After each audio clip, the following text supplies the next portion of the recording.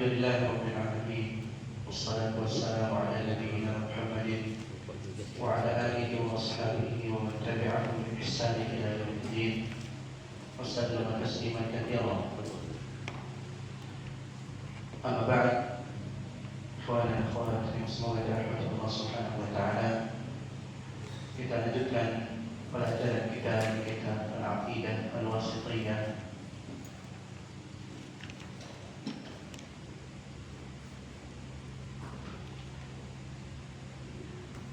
yang mungkin sempat terputus cukup lama.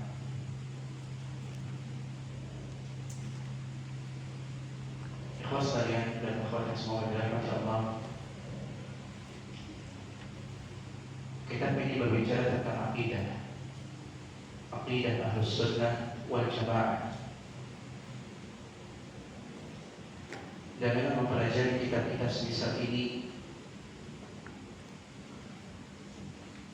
akidah, keyakinan kita tentang Allah Subhanahu wa taala, keyakinan kita tentang Rasulnya, tentang kitab-kitab yang Allah Subhanahu wa taala turunkan, tentang hari akhir, tentang takdir yang baik dan yang buruk itu benar melalui kitab-kitab semisal ini. Mungkin kita sering berpindah dari majelis ke majelis lain membahas kitab-kitab yang semisal.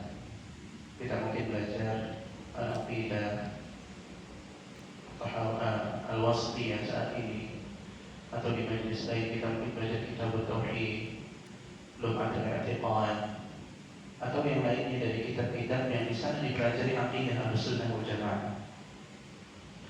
Dan saking seringnya kita belajar, mudah-mudahan itu sudah menjadi bentuk kehidupan kita yang seharusnya kita miliki di dalam beragama kepada Allah Subhanahu wa taala. Kalau bukan karena Allah Subhanahu wa taala, kita tidak akan mendapatkan hidayah, bisa memiliki akidah yang benar. Kalau bukan karena Allah Subhanahu wa taala, kita tidak akan mendapatkan kesempatan untuk bisa mempelajari akidah yang mulia ini, yang dengannya menjadi tolak ukur seorang itu pantas masuk ke dalam surga atau tidak. Kalau bukan karena Allah Subhanahu wa taala, kita mungkin tidak dapat salat. Kalau bukan karena Allah Subhanahu wa taala, mungkin kita juga tidak dapat bersedekah dan ibadah-ibadah mulia yang lain. Dan dengan kita sering bermajlis di majlis misal ini, membahas di sana masalah-masalah akidah, jangan sampai kita tertipu, jangan sampai kita ujub. Kita mendapatkan hidayah di atas akidah ini bukan karena kehebatan kita di dalam belajar, bukan karena seringnya kita bermajlis dari satu majlis ke majlis yang lain, bukan juga karena buku-buku yang banyak yang mungkin sudah kita selesaikan di dalam membacanya dan mengambil faidah-faidah dari. Bukan karena itu semua. Urusan kita mendapatkan hidayah itu urusan Allah Subhanahu wa taala. Urusan kita mendapatkan hidayah itu urusan Allah Subhanahu wa taala. Tidak ada di sana campur baur atau campur tangan kita. Kalau seandainya Allah Subhanahu wa taala mau memberikan kita hidayah, maka kita mendapatkan hidayah tersebut. Tapi kalau seandainya Allah Subhanahu wa taala tidak menginginkan kita mendapatkan hidayah, kita akan berada di atas kesesatan. Sesering apapun kita duduk di majelis ilmu, sesering apapun kita membaca buku akidah atau bahkan hafal buku itu, betapa banyak sumber akidah ini dihafal, tapi orang yang tidak mendapatkan hidayah. Apa sumber akidah ini? Al-Quran, Sunnah, dihafal tapi apa? Orang yang tidak mendapatkan hidayah. Ini bukti upaya seorang di dalam menjadikan dirinya berada di atas akidah yang benar, itu tidak cukup kalau bukan karena pertolongan dari Allah Subhanahu wa taala. Betapa sering kita duduk bersama, tapi bersama dalam itu terkadang kita terbawa dengan teman-teman yang lain, mau duduk dengan teman-teman yang lain yang mungkin memberikan bisikan-bisikan syubhat-syubhat kepada kita. Padahal kita tahu akidah ini masalah yang penting. Makanya Allah Subhanahu wa taala katakan dalam Al-Qur'an, walakin Allah habbaba ilaikumul iman. Bukan karena kita hebat, tapi karena Allah Subhanahu wa taala menjadikan keimanan itu kita cintai di hati kita. Wa zayyanahu fi qulubikum. Bukan karena kita yang hebat, tapi karena Allah Subhanahu wa taala menjadikan keimanan tadi indah di hati kita.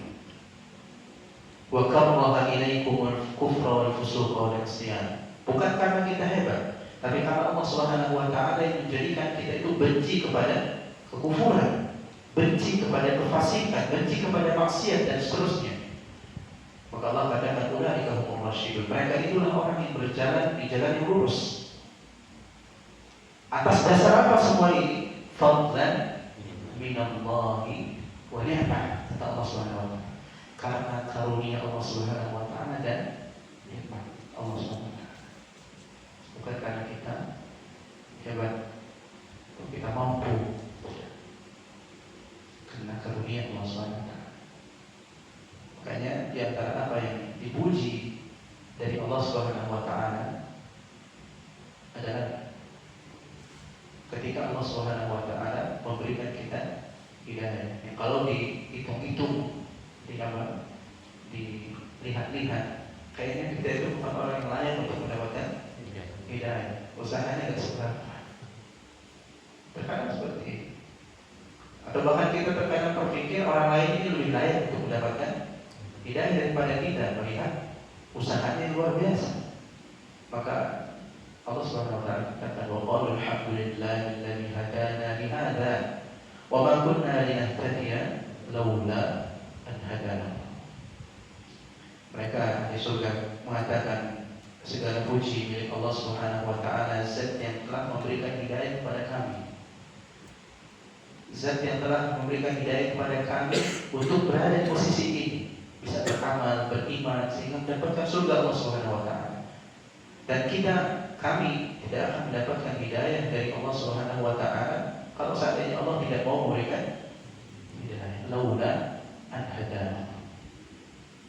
Maka hidayah yang kita peroleh, bisa kita nikmati, itu semuanya milik Allah. Allah berhak untuk memberikan hidayah tersebut kepada siapapun, termasuk kita atau orang yang kita anggap mereka adalah orang yang paling buruk, tidak layak untuk mendapatkan hidayah atau memerangi Islam sekalipun.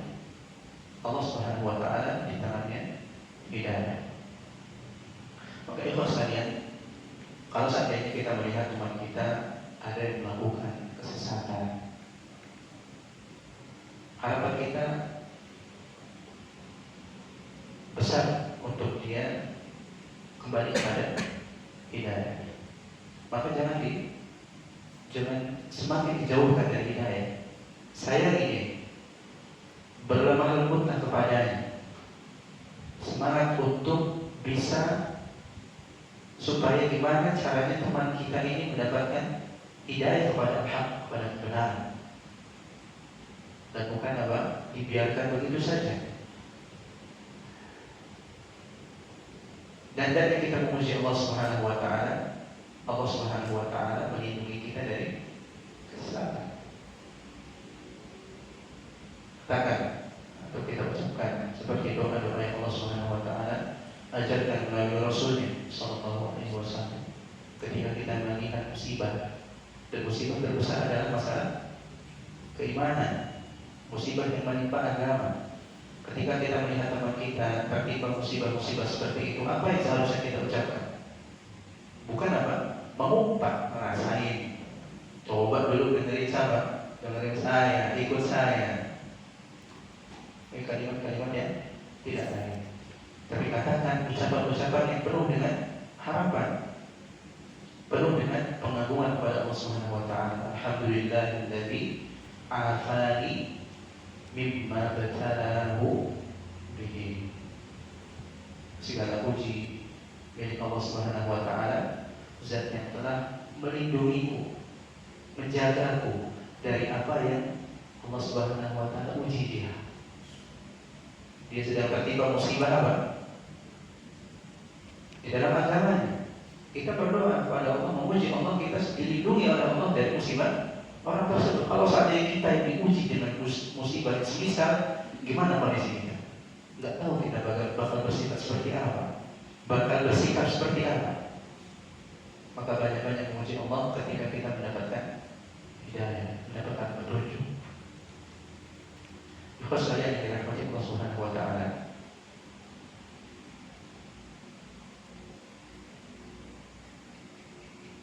kalau kita merasa penting untuk menjaga hidayah ini, terkhusus di dalam masalah akidah, maka pesan para ulama rahimahullah taala, jangan sering-sering mengikuti media-media sosial yang ada, yang itu milik siapa? Orang-orang yang Allah uji mereka dengan kesesatan. Dari firqah-firqah yang lain, dai-dai dari kelompok-kelompok tertentu yang itu menyelisih sunnah Nabi SAW, jangan sering dibuka, atau bahkan jangan dibuka sama sekali, jauhi.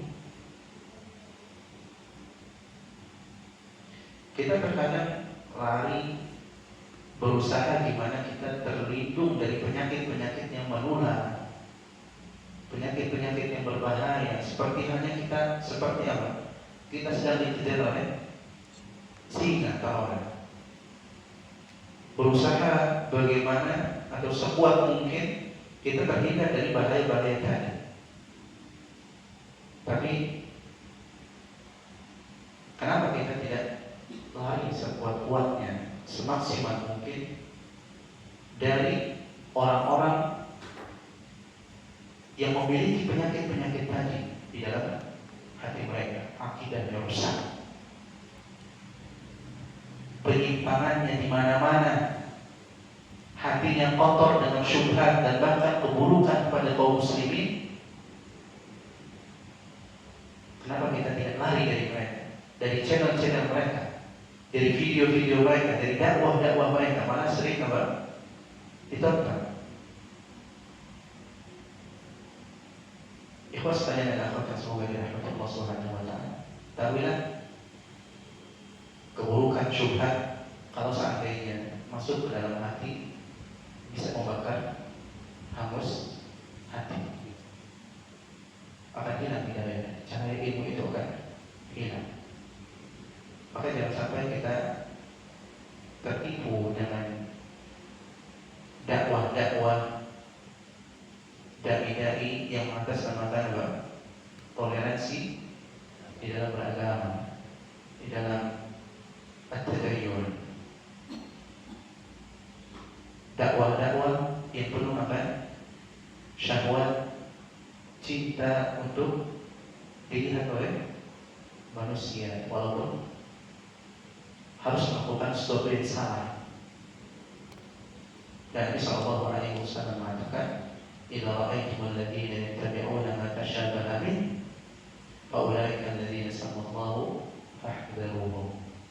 Nabi sallallahu alaihi wasallam sampai mengatakan dalam Sahihain, diriwayatkan Imam Al-Bukhari dan Imam Muslim, jika kalian melihat orang-orang yang mengikuti sesuatu yang rancu, sesuatu yang samar-samar, bukan sesuatu yang pasti, muhkam, jelas, tapi yang dicari yang mana?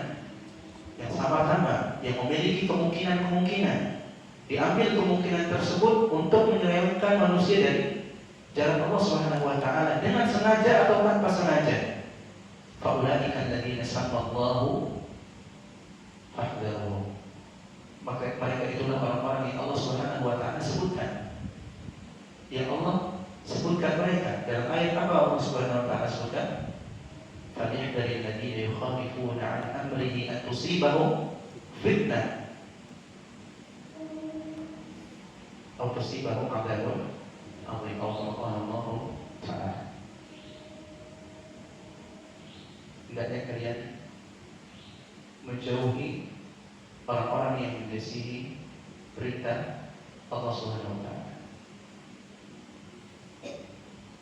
Hati-hati terhadap orang-orang yang menyelisihi perintah Allah Subhanahu wa taala, ditimpa fitnah atau adab yang besar. Tentang mereka Nabi sallallahu alaihi wasallam berbicara, fahdharuhum, kata Nabi, jauhi mereka. Jauhi apa yang berkaitan dengan mereka. Kalau perlu diblokir, sehingga nggak nongol-nongol lagi. Bahaya kalau seandainya syubhat itu masuk ke hati. Itu penghalang terbesar seorang itu mendapatkan hidayah. Ikhlas sekalian dirahmati Allah Subhanahu wa taala. Ketahuilah, semoga Allah Subhanahu wa taala memberikan taufik pada kita semua. Ketika kesesatan itu semakin besar dan semakin banyak, seharusnya rasa takut kita tertimpa kesesatan tersebut semakin besar juga, bukan sebaliknya. Kesesatan tersebar, kesesatan terjadi di mana-mana, banyak dan bahkan besar. Kewaspadaan kita apa? Menurun, mengentengkan dan seterusnya. Hati-hati. Allah Subhanahu wa taala bisa menarik kita dari arah manapun. Syubhat tadi bisa melarang kita dan kita berlindung kepada Allah Subhanahu wa taala. Maka bentuk kehati-hatian kita dari syubhat-syubhat yang ada, dari akidah-akidah yang keliru, yang sesat, adalah dengan cara mempelajari akidah-akidah yang benar, supaya kita tahu mana batasan antara surga dan neraka, mana batasan antara sunnah dan bid'ah, yang akan membedakan kita di titik itu, yang akan membedakan mana ahlus sunnah, mana ahlul bid'ah dan seterusnya. Dan ini penting sekali untuk dipelajari. Maka para ulama rahimahumullah mengarang hukum-hukum mereka, menulis hukum-hukum mereka, karya mereka di dalam bab-bab ini. Dan salah satunya Syekhul Islam Ibnu Taimiyah rahimahullah taala dalam akidah beliau, al-aqidah al-wasithiyah. Ikhwan dan akhwat, bapak-bapak, ibu-ibu yang dirahmati Allah Subhanahu wa taala, kita lanjutkan kajian kita di kitab al-aqidah al-wasithiyah. Cuma sebelumnya mungkin kita bacakan sekilas terkait apa yang sudah pernah kita pelajari. Penulis Syekhul Islam mengatakan, setelah membawakan muqaddimah yang sudah kita bawakan, fahada i'tiqad al-firqah an-najiyah al-mansurati ila qiyam as-sa'ah ahli sunnah wal jamaah, wa huwa al-iman billahi wa malaikatihi wa kutubihi wa rusulihi wal ba'thi ba'da al-maut wal iman bil qadari khairihi wa syarrihi. Setelah muqaddimah, beliau mengatakan tentang buku ini, hada i'tiqadul firqatul najiyah. Ini adalah keyakinan al-firqatul najiyah. Dari isi buku ini adalah apa? Membahas tentang keyakinan al-firqatul najiyah. I'tiqad, dikatakan i'tiqad adalah sesuatu yang dibenarkan oleh hati dengan pembenaran yang pasti. Dikatakan i'tiqad, keyakinan, kalau seandainya hati kita itu meyakini suatu tadi dengan pasti, itu i'tiqad. Kalau masih ada keraguan, itu tidak dinamakan i'tiqad, itu dinamakan asyak, ragu. Dan di dalam beragama kepada Allah Subhanahu wa taala, yang dituntut adalah keyakinan tadi. Keyakinan milik siapa ini? Keyakinan milik al-firqatul najiyah, kelompok yang najiyah, yang apa? Selamat. Dikatakan an-najiyah, selamat. Selamat dari apa? Selamat di mana? Di mana selamatnya, Pak? Di dunia selamat, di akhirat selamat. Di dunia dia akan selamat dari kesesatan-kesesatan dan penyimpangan-penyimpangan yang ada, yang menyimpangkan mereka dari jalan yang lurus. Dan di akhirat mereka selamat dari mana? Dari neraka. Dan ini al-firqatul najiyah, firqah yang selamat.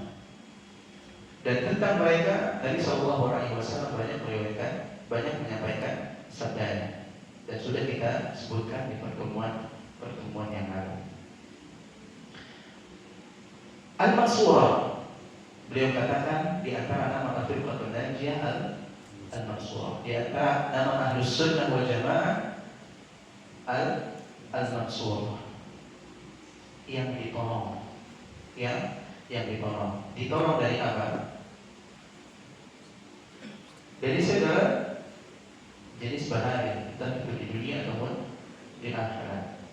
Nabi Sallallahu Alaihi Wasallam bersabda dalam Sahihain, seperti yang diriwayatkan oleh Imam Al-Bukhari dan Imam Muslim, la tazalu ta'ifatun min ummati ala haqqi dhahiri.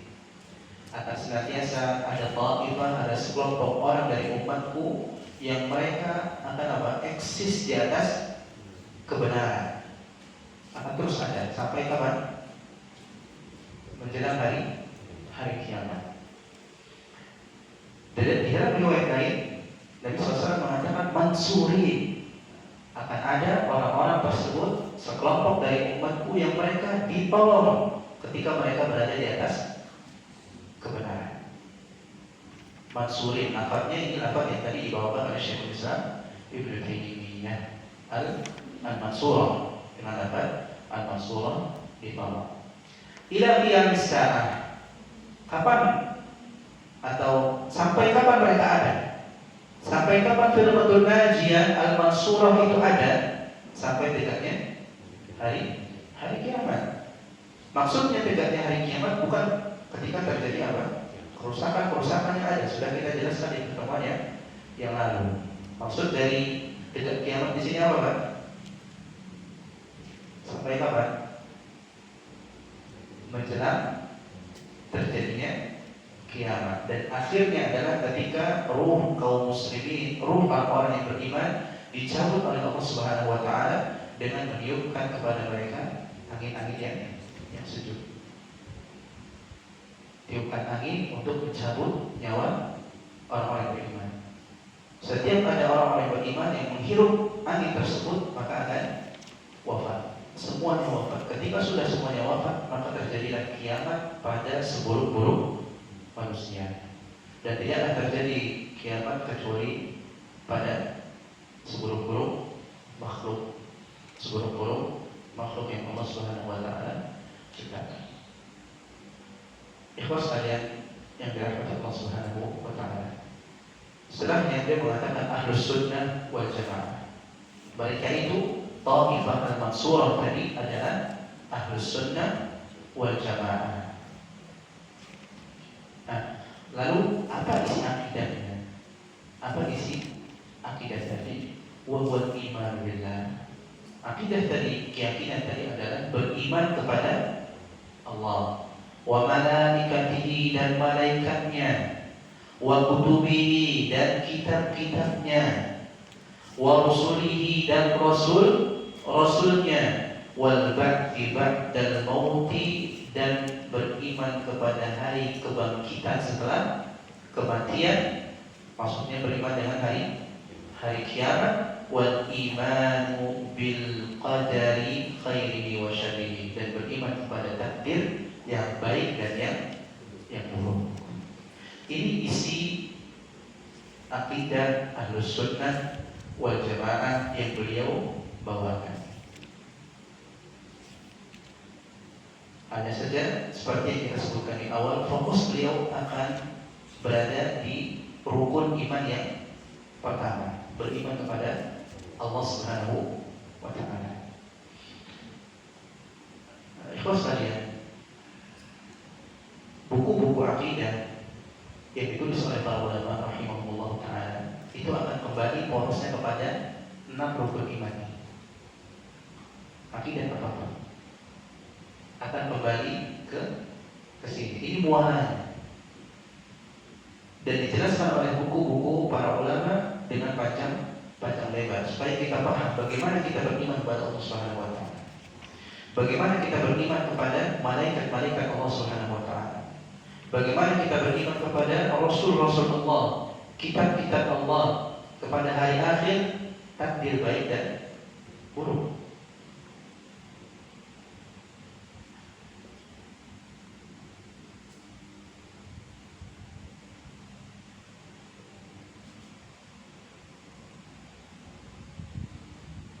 Dan ini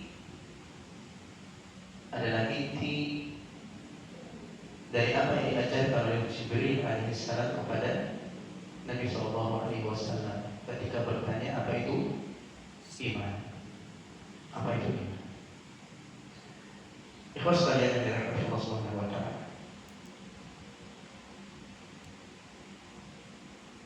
Risalah ini dari awal sampai akhir itu berbicara tentang rukun iman, berbicara tentang rukun iman yang enam. Setelah itu beliau baru memperinci, Syekhul Islam memperinci isi dari risalah beliau. Di asal yang pertama atau pondasi yang pertama di dalam rukun iman itu adalah inti asal yang ada. Rukun iman yang ada berapa? 6. Intinya atau yang 5 itu kembali ke yang pertama dari rukun iman, yaitu beriman kepada Allah Subhanahu wa Ta'ala. Dan akidah kita, akidah Ahlussunnah wal Jamaah, semuanya kelak akan kembali kepada akidah yang pertama, keimanan yang pertama, yaitu keimanan kepada Allah Subhanahu wa Ta'ala. Kalau seandainya keimanan seorang kepada Allah itu benar, bisa dipastikan keimanan setelahnya, rukun-rukun iman setelahnya akan benar. Tapi kalau sudah bermasalah beriman kepada Allahnya, yang lain bermasalah. Makanya penulis di sini mengatakan membahas satu persatu terkait dengan masalah ini. Masalah yang terpenting yaitu beriman kepada Allah Subhanahu wa Ta'ala. Maka Syekhul Islam mengatakan wa minal imani billah, di antara bentuk keimanan kepada Allah, dan beriman kepada Allah itu banyak agamanya. Dan pembahasan yang paling inti dalam beriman kepada Allah Subhanahu wa Ta'ala itu kembali kepada 3. Beriman kepada apa? Rububiyah Allah, beriman kepada uluhiyah Allah, beriman kepada nama-nama dan sifat Allah Subhanahu wa Ta'ala. Muaranya nanti ke situ. Wa minal imani billah, dan di antara bentuk keimanan kepada Allah, al-imanu bima wasafa bihi nafsahu fi kitabihi, adalah beriman kepada apa yang Allah Subhanahu wa Ta'ala sifati dirinya di dalam Al-Quran, di dalam kitabnya. Ringkasnya, beriman kepada sifat Allah Subhanahu wa Ta'ala yang Allah sebutkan di dalam Al-Quran. Wa bima wasafa bihi rasuluhu Muhammad sallallahu alaihi wasallam, dan beriman kepada rasulnya Muhammad sallallahu alaihi, dan beriman dengan apa yang disifati oleh rasulnya Muhammad sallallahu alaihi wasallam. Beriman kepada sifat-sifat Allah yang disebutkan oleh Rasulullah. Maka dari sini nanti kita akan pelajari sumber penetapan sifat Allah Subhanahu wa Ta'ala adalah apa? Al-Quran dan Sunnah. Tidak ada yang lain. Ketika tidak kita dapati kabar di dalam Al-Quran atau kabar di dalam Sunnah Nabi Sallallahu Alaihi Wasallam, maka tidak boleh kita berbicara tentang Allah Subhanahu wa Ta'ala. Min ghairi tahrifin, tanpa merubah, tanpa tahrif, atau kita gunakan saja istilah di sini, tanpa mentahrif, wala ta'dil, dan tanpa mentakdil. Nanti kita sebutkan apa itu tahrif, apa itu takdil. Wala takyifin, dan tanpa mentakyif, wala tamthilin, dan tanpa tamthil. Di sini ada 4 hal. Di sini ada 4 hal yang harus kita perhatikan ketika beriman dengan sifat-sifat Allah Subhanahu wa Ta'ala yang ada. Yang pertama, kita tidak boleh mengimani sifat Allah Subhanahu wa taala dengan cara tahrif. Apa itu tahrif? Syekh Abdul Rahman Sa'di mengatakan,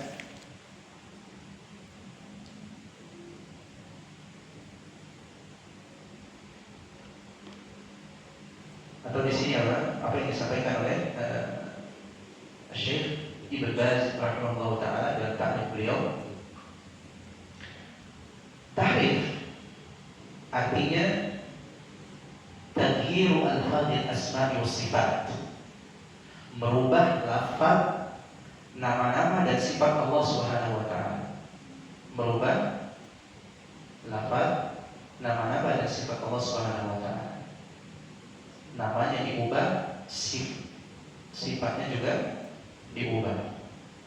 Au taghyiru ma'aniha, atau merubah artinya. Arti dari nama Allah, arti dari sifat Allah Subhanahu wa taala. Kaqaulil Jahmiyah, seperti perkataan orang-orang Jahmiyah di dalam kata istawa. Allah itu istawa, Ar-Rahmanu 'alal 'arsy istawa. Apa arti istawa? Kata mereka apa? Istawla. Istawa mereka ubah, mereka ganti. Jadi apa? Istawla. Ar-Rahmanu 'alal 'arsy istawa. Kata mereka.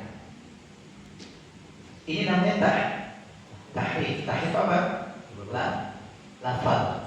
Lafaz istawa diganti dengan istawla. Mirip enggak, Pak? Mirip enggak? Mirip.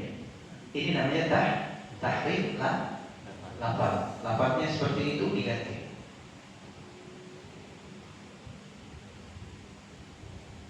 Bisa dipahami? Nah, yang pertama jadi apa? Merubah lafaznya.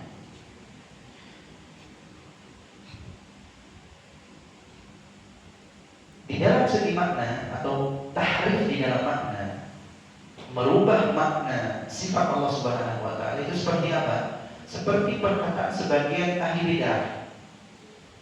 Ketika mereka memaknai al-ghadab, apa al-ghadab? Marah, kemurkaan. Itu dengan apa? Iradatul intiqam. Mereka memaknainya dengan apa? Keinginan untuk membalas, menghukum. Kenapa tidak diartikan saja marah, murka gitu? Tapi malah diartikan apa? Keinginan untuk menghukum atau membalas. Atau dalam kata rahmat, Ar-Rahman. Allah punya sifat Ar-Rahman. Allah punya nama Ar-Rahman, Ar-Rahim. Allah punya sifat Ar-Rahman. Dari nama tersebut diganti artinya jadi apa? Iradatul in'am. Yang tadinya Allah itu memiliki apa? Kasih sayang yang luas, diganti apa? Allah ingin memberi nikmat. Rahmat itu apa maksudnya? Kata mereka, pengen kasih nikmat. Itu arti rahmat pada sifat Allah Subhanahu wa taala. Nah, diselewengkan atau diubah artinya kepada arti-arti yang lain yang sebenarnya itu jauh dari apa yang Allah Subhanahu wa taala inginkan. Dan semua ini namanya tahrif. Nanti kalau kita simpulkan, tahrif itu ada dua. Ada yang tahrif, merubahnya itu di mana? Lafaznya diubah, diselewengkan. Ada yang di artinya diubah.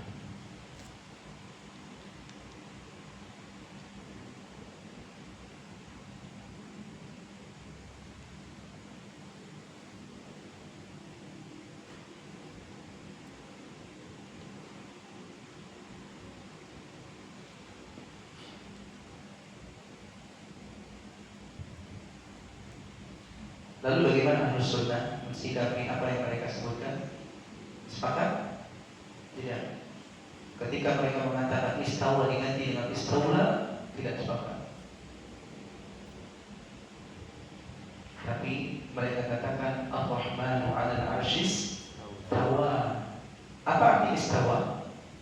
Al-'ulu wal irtifa, tinggi. Cuma jangan tanyakan bagaimana tingginya. Allah Subhanahu wa taala. Allah Subhanahu wa taala. Allah tinggi di atas arasy-Nya sesuai dengan kelayakan dan keagungan Allah Subhanahu wa taala. Nah, yang kedua, ada yang namanya ta'til. Istilahnya apa?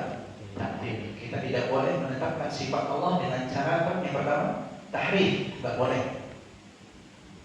Kita juga tidak boleh mensifati Allah Subhanahu wa taala dengan cara ta'til.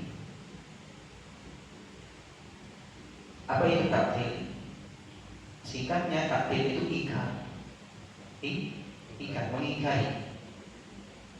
Atau menghilangkan sifat-sifat tadi, menafikan sifat-sifat tadi dari Allah.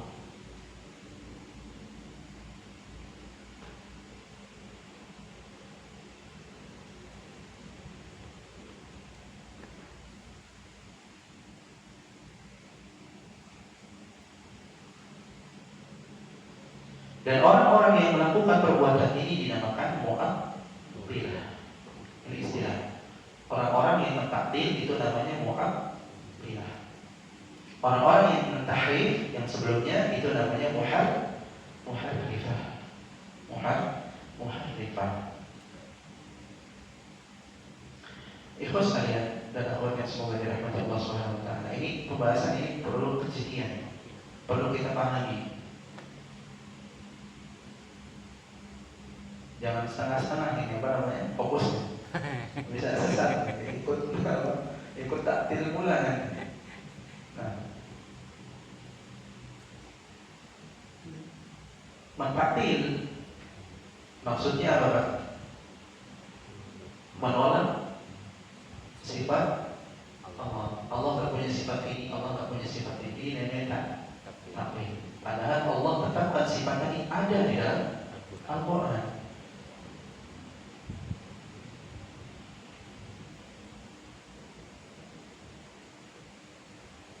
Siapa Mu'attilah? Kalau ditanya, yang kita tahu siapa Mu'attilah?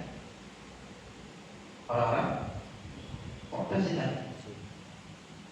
Yang mereka hanya menetapkan nama-nama Allah Subhanahu wa taala tapi kosong dari sifat. Allah punya nama ini, Allah punya nama itu, tapi sifatnya apa? Tidak ada.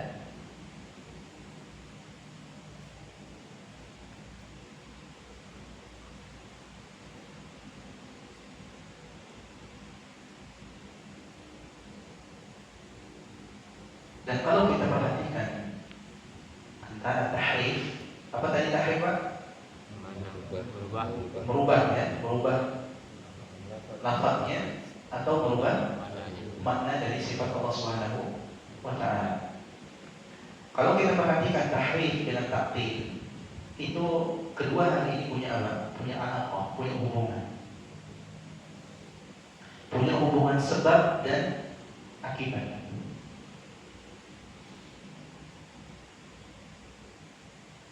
Tahrif itu sebab terhasilkannya ta'til.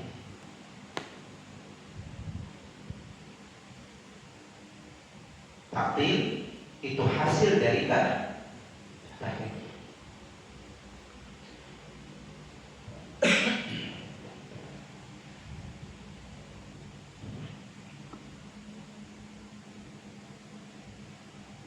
Para ulama rahimahullah ketika membahas tentang ta'til, mereka membagi ta'til itu kepada dua.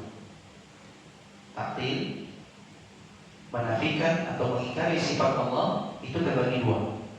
Yang pertama menafikan maknanya. Menafikan apa? Maknanya.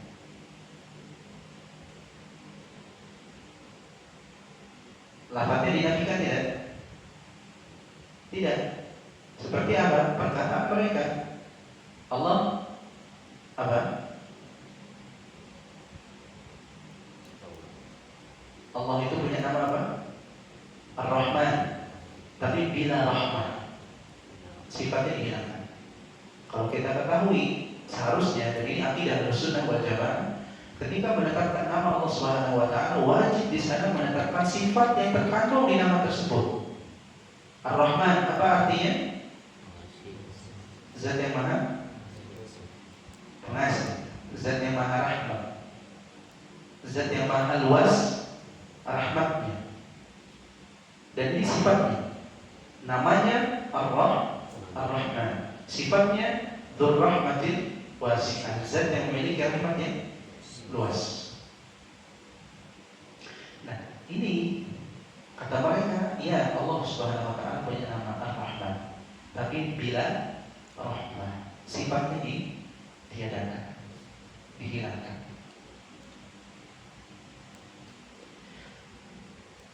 Ini takdir apa? Makna. Dia mirip dengan tahrif, tadi menyelewengkan. Yang kedua, takdir ada yang sifatnya mengingkari atau meniadakan lafaznya.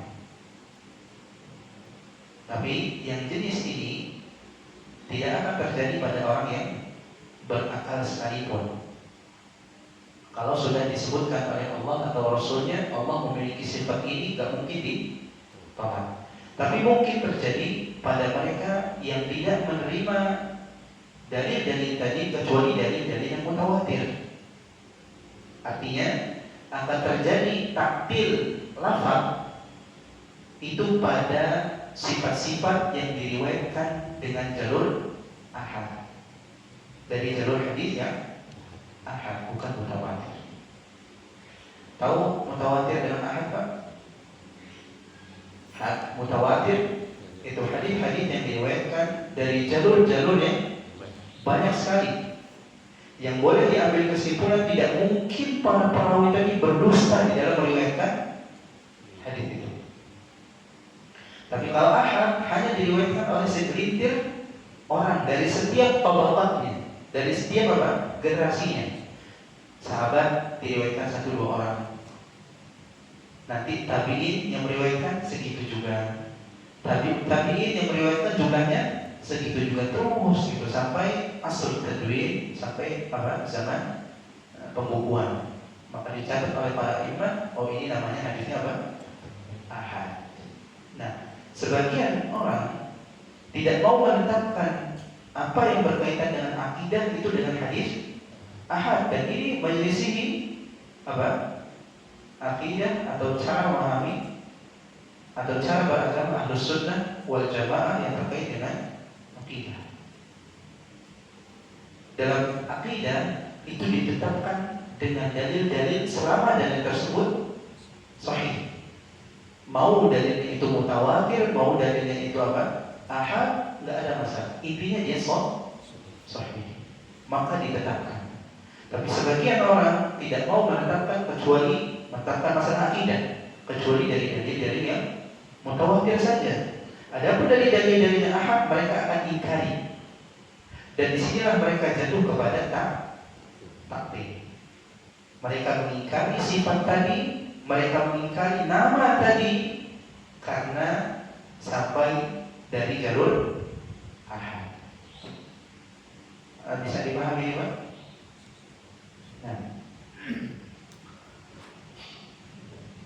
Nah, ikhlas sekalian yang dirahmati Allah Subhanahu wa taala. Itu takdir. Kita lanjut ke istilah yang berikutnya. Apa yang berikutnya, Pak? Takyif. Takyif. Mentakyif. Apa itu mentakyif?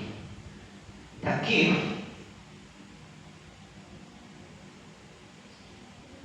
adalah menjelaskan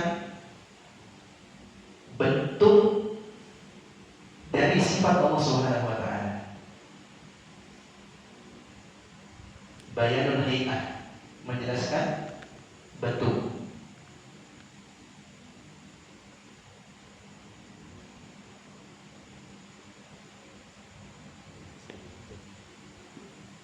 Atau dengan bahasa lain, takyif ini adalah jawaban dari pertanyaan kaifa, bagaimana? Bagaimana tangan Allah disebutkan ini itu namanya takyif. Bagaimana zat Allah Subhanahu wa taala? Kalau ada jawabannya, berarti itu namanya takyif. Bagaimana Allah bersemayam? Ada jawabannya, itu namanya takyif. Jawaban, oh begini. Tangan Allah warnanya seperti ini, panjangnya seperti ini, dan seterusnya. Itu takyif. Nah, ketika kita menetapkan sifat-sifat Allah Subhanahu wa taala, nanti tidak ada yang boleh menetapkannya dengan cara ini, takyif. Menjelaskan rincian atau penjelasan tentang bentuk sifat-sifat tadi, kecuali kalau Allah kabarkan, kecuali kalau Allah kasih tahu kita di dalam Al-Quran ataupun Sunnah. Maka tidak boleh kita mengatakan kaifa stawa, bagaimana Allah bersemayam, kaifa yaduh, bagaimana tangan Allah Subhanahu wa taala, kaifa wajhuhu, bagaimana wajah Allah Subhanahu wa taala. Allah bersemayam atau Allah istawa tinggi di atas arsy-Nya. Allah Subhanahu wa taala memiliki tangan, Allah Subhanahu wa taala memiliki wajah, dan ini sabit tetap di dalam Al-Qur'anul Karim.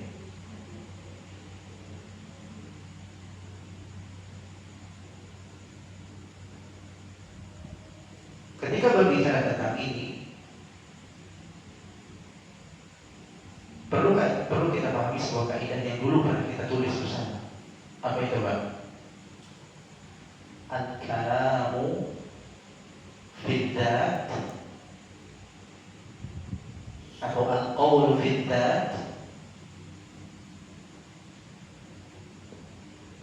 atau kita ubah al-qawlu fis-sifat al-qawli fid-dzat. Pembahasan atau pembicaraan di dalam sifat-sifat Allah itu seperti pembicaraan di dalam zat Allah Subhanahu wa taala. Ketika kita nggak boleh mengatakan bentuk-bentuk Allah itu seperti apa, zat Allah itu seperti apa, maka kita juga tidak boleh menjelaskan bagaimana sifat Allah Subhanahu wa taala. Sama.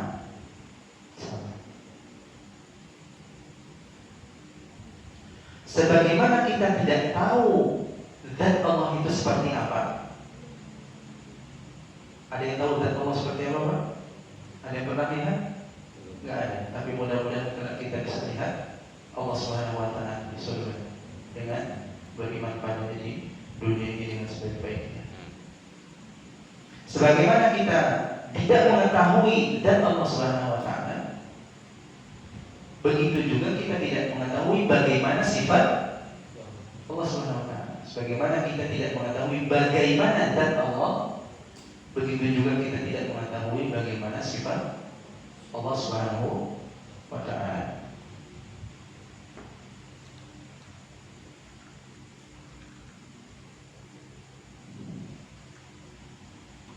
Mengapa? Kalau ditanya kenapa nggak tahu, mengapa tidak boleh kita bagaimanakan, bertanya bagaimana zat Allah, bagaimana sifat Allah? Karena tidak ada yang mengetahui hal tadi kecuali Allah. Dan Allah tidak mengkabarkan tentang detail zatnya dan detail sifatnya. Maka kita cukup beriman sampai situ, sampai mana yang bisa kita pahami. Apa itu istawa, apa itu tangan? Ini tangan, pokoknya tangan. Tapi tidak boleh apa? Membagaimanakan, oh tangan Allah ini begini, dan oh warnanya ini itu, dan itu diharapkan di dalam menetapkan sifat Allah Subhanahu wa taala. Wala takfir, dan tidak juga mentafsir. Apa itu mentafsir, Pak?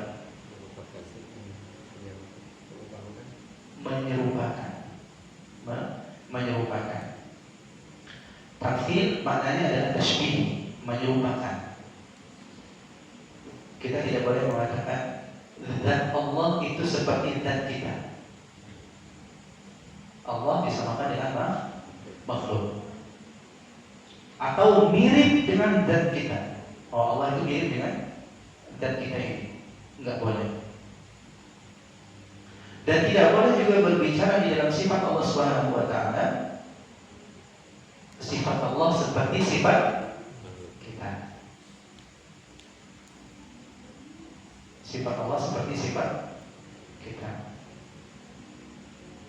Tapi yang perlu dipahami apa?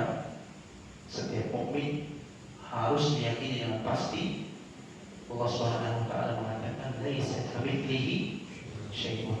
Tidak ada yang serupa dengan Allah Subhanahu wa taala. Wa huwas samiul basir. Dan Allah Maha Sami', Maha mendengar, lagi Maha melihat. Itu tamthil, menyerupakan. Ketika kita menyerupakan, misal apa? Allah Subhanahu, ketika sebagian firqah menyerupakan, dan ini pintu seseorang itu akan jatuh kepada penyimpangan-penyimpangan yang lain. Ikhwas sekalian, dari pintu inilah muncul penyelewengan di dalam akidah. Ditolaknya sifat Allah, dijauhkannya pemahaman kaum muslimin dari pemahaman yang benar, itu bermuara dari sini. Sebelum seorang itu mentaktil, sebelum seorang itu mentahrif, akan bermulai dari sini, akan berasal dari sini. Kita ambil contoh, ketika seorang itu terkadang menolak makna dari sifat Allah Subhanahu wa taala. Kenapa? Karena di awal dia menyerupakan sifat tersebut dengan sifat makhluk. Misal apa? Yad, tangan.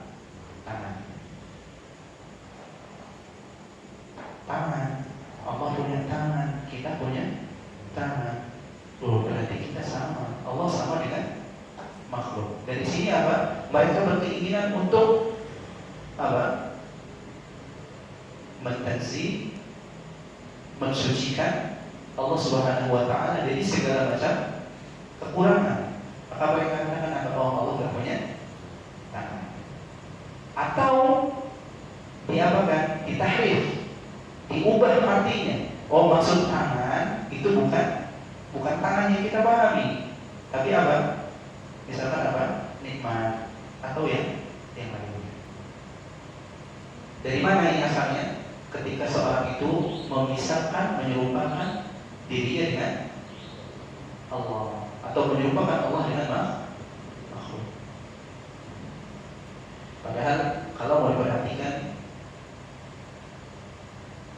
bagi orang yang berakal tidak akan memikirkan sampai sedemikian itu. Kita punya tangan, apalagi hewan ada yang punya tangan? Ada. Dan tangan masing-masing kita punya tangan. Ketika ditanya apakah tangannya sama? Tidak. Lalu kenapa mereka menyamakan tangan Allah Subhanahu wa taala dengan tangan makhluk? Ada apa di akal mereka? Ada apa di pikiran mereka sampai berkesimpulan seperti itu? Allah punya tangan yang sesuai dengan kemuliaan Allah Subhanahu wa taala dan keagungannya. Kita juga punya tangan sesuai dengan kondisi kita. Dan tidak ada kesamaan di antara Allah Subhanahu wa taala dengan makhluknya. Ikhwas sekalian, ini 3 hal yang perlu dipahami dalam istilah memahami nama-nama dan sifat Allah Subhanahu wa taala. Tahrif, taktil, apalagi takyif dan tamthil. Ini dipahami baik-baik supaya kita tidak keliru. Bal yu'minuna bi anna Allah Subhanahu laisa kamitslihi syai'un wa huwas samiul basir. Ketika beliau mengatakan tidak boleh seorang itu beriman dengan sifat Allah dengan 4 tadi, beliau memberikan cara yang benar di dalam beriman kepada sifat Allah Subhanahu wa taala. Apa itu? Beriman kepada Allah Subhanahu wa taala dengan cara apa? Laisa kamitslihi syai'un wa huwas samiul basir. Tidak ada yang serupa dengan Allah, dan Allah Maha mendengar, bagaimana melihat. Artinya apa? Menetapkan nama-nama tersebut sebagaimana mestinya, sebagaimana zahirnya. Menetapkan sifat tadi sebagaimana zahirnya dan tidak menyamakan dengan makhluk.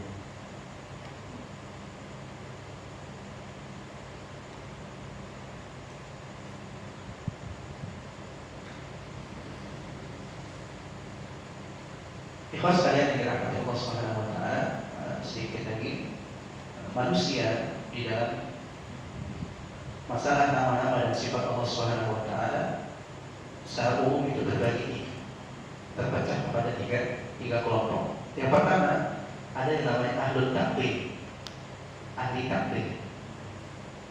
Yang kedua ada yang namanya ahli tamthil, ahli tamthil. Yang pertama ahli taklid, yang kedua ahli tamthil, yang ketiga ahli sawa'is sabil. Maksudnya ini orang-orang yang berpertengahan. Ahli sawa'is sabil.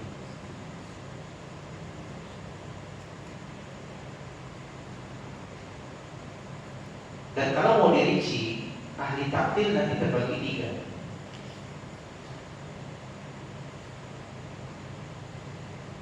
Ada istilahnya ahli tajhil, ahli taktil nanti dibagi lagi berapa? Tiga. Ada istilahnya ahli tajhil, mereka yang tugasnya membodoh-bodohi umat. Mereka yang kerjaannya menjauhkan umat dari ilmu dan menjadikan umat itu bodoh. Nah, ahli tajhil itu yang kita kenal dengan istilah al-mufawwidah. Al-mufawwidah. Ahli tajhil itu namanya apa? Bahasa lainnya al-mufawwidah. Al-mufawwidah itu kaum, kelompok yang menyerahkan seluruh arti nama dan sifat Allah itu kepada Allah. Terserah Allah artinya apa? Ar-Rahman, apa artinya? Kembalikan kepada Allah. Bodohnya di umat ini, nggak dikasih tahu ilmunya yang benar. Harusnya diberitahu apa arti Ar-Rahman, apa arti nama ini. Oh, Dzur Rahmatin wasi'ah, zat yang memiliki rahmat yang luas, dan seterusnya. Nah, mereka menyerahkan semuanya artinya kepada Allah Subhanahu wa taala. Tidak seperti ini Ahlus Sunnah. Ahlus Sunnah bukan mufawwidah yang menyerahkan makna sifat Allah kepada Allah Subhanahu wa taala. Ahlus Sunnah itu mengartikan sifat-sifat Allah itu sebagaimana mestinya, dan baru menyerahkan kaifnya. Bagaimananya itu terserah Allah. Bedakan ya. Ahlus Sunnah itu menyerahkan kaifnya, bagaimana sifat tersebut kepada Allah Subhanahu wa taala, tapi tidak menyerahkan arti sifat. Arti sifat sudah dijelaskan. Arti sifat dijelaskan di dalam bahasa yang Al-Qur'an itu turun dengan bahasa Arab kita paham. Apa itu wajhun? Wajah. Apa itu yadun? Tangan yang kita paham. Cuma kaifnya kita serahkan kepada Allah. Bagaimana sifatnya kita serahkan kepada Allah Subhanahu wa taala. Kemudian yang kedua, dari ahlu taktil, mereka adalah ahlu tahyil. Ahlu tahyil. Tahyil.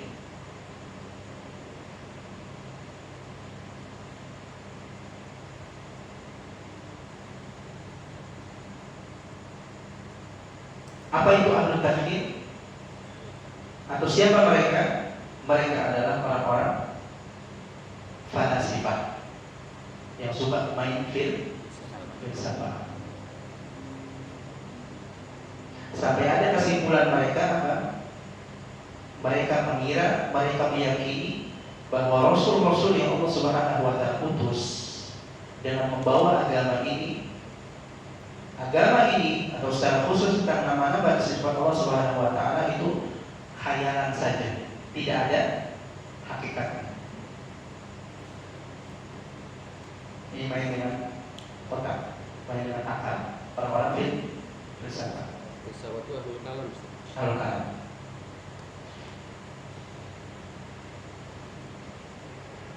Adapun arti-arti yang disebutkan itu hanya untuk apa? Menstabilkan hukum saja, biar ada isinya, sekedar itu saja, supaya manusia tahu mana perintah, mana larangan, supaya bisa berjalan bagus dan seterusnya. Kemudian mereka mengatakan, menyimpulkan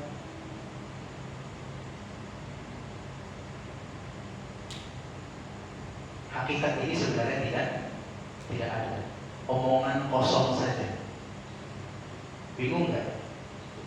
Ya, seperti itu mereka. Itu diantara ahlu takwil. Dan yang ketiga ada istilahnya ahlu takwil. Ahlu takwil atau ahli takwil. Siapa mereka? Mereka adalah al-muharrifah, orang yang mentahrif, merubah lafaz nama dan sifat Allah, merubah arti dari nama dan sifat Allah Subhanahu wa ta'ala. Nah, ini manusia pada hari ini terbagi kepada berapa tadi? 3 secara umum. Kalau mau dirinci mungkin jadi berapa itu? 5. Jadi 5. Tapi yang paling selamat atau yang selamat satu-satunya adalah ahlus sawamis sabil, ahlus sunnah wal jamaah, yang menetapkan nama-nama dan sifat Allah Subhanahu wa ta'ala tanpa mentahrif, tanpa mentakdir, tanpa mentakhir, tanpa mentakdir. Menetapkan nama-nama dan sifat Allah sebagaimana mestinya, sesuai dengan apa? Zahir dari nama dan sifat tersebut, sebagaimana yang Allah Subhanahu wa ta'ala inginkan di dalam Al-Quran ataupun Sunnah Nabi Sallallahu Alaihi Wasallam. Nah, wallahu a'lam. Itu potongan yang kita bisa kaji pada malam hari ini. Nah, sedikit-sedikit saja. Ini agak berat, istilahnya perlu dibiasakan dulu. Pemanasan ya. Istilahnya perlu dibiasakan dulu. Tapi jangan ditinggal ini, dibaca lagi bukunya. Kalau ada bukunya dibaca bukunya, kalau nggak ada catatannya dibaca. Kalau nggak biasa dengan istilah ini bingung nanti. Kita lagi ngomongin apa, nyambungnya kemana? Ya Pak ya. Kalau saya jadi kusut jadi kusut. Nggak nyambung itu nggak nikmat belajarnya. Oh karena ada yang mau ditanyakan?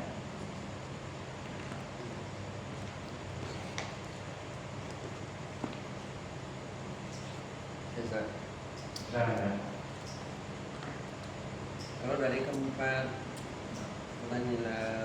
bagian takdir, kemudian takdir. Kalau seseorang itu jatuh pada di antara keempat ini, bisa disebut anggota kafir? Dan tergantung kesalahan seperti apa. Tapi yang jelas itu dikatakan kesyirikan di dalam bab asma wa sifat. Dia jatuh kepada kesyirikan di dalam bab asma wa sifat. Dan itu berbahaya. Apalagi sampai apa? Kalau seandainya kesalahan tadi fatal. Artinya fatal, misal sampai mengatakan seorang itu seperti tidak meyakini adanya Allah Subhanahu wa ta'ala. Kalau dibilang punya ini, nanti sama-sama makhluk, punya ini sama kayak makhluk, dan seterusnya. Punya tempat sama dengan makhluk, nanti bingung kemana-mana. Akhirnya apa? Kesimpulannya apa? Allah tidak ada. Dan ini kesalahan yang tadi adalah asma wa sifat yang merembet kemana-mana. Dan nanti jawaban tadi akan kita dapat ini salah penjelasan Syekhul Islam Ibnu Taimiyah di dalam Al-Aqidah Al-Wasithiyah dan penjelasan Syekh Abdul Rahman Ibn Nasir As-Sa'di rahimahullah. Insyaallah. Nah, nanti kita pelan-pelan belajar di sini. Nah, cuma intinya kesalahan di dalam bab ini akan mengantarkan seorang kepada kesyirikan di dalam bab asma wa sifat. Kesyirikan dalam bab asma wa sifat itu bukan apa namanya, menamakan Allah Subhanahu wa ta'ala dengan, atau itu termasuk juga bukan dengan menyelewengkan nama tadi untuk selain Allah Subhanahu wa ta'ala.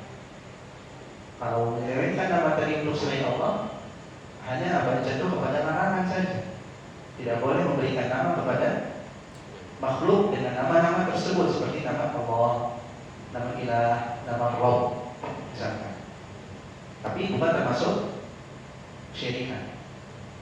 hanya saja jatuh kepada hal yang dilarang di dalam penggunaan nama Allah Subhanahu wa taala. Ya, termasuk kesyirikan itu tadi berkaitan dengan hal ini. Tahrim, ta'til, takkid dan tartib.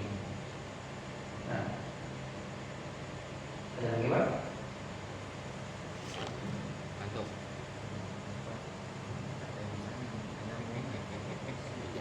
Baik, capek semua. Nah, itu saja kita cukupkan pertemuan kita pada malam ini. Mudah-mudahan bermanfaat. Jangan lupa di murojaah. Ilmu akidah itu berkaitan dengan satu yang dengan yang lain, satu dengan yang lain berkaitan. Maka butuh dikaitkan, butuh di murojaah. Jangan sampai ilmu yang kita butuhkan mati, kemudian kita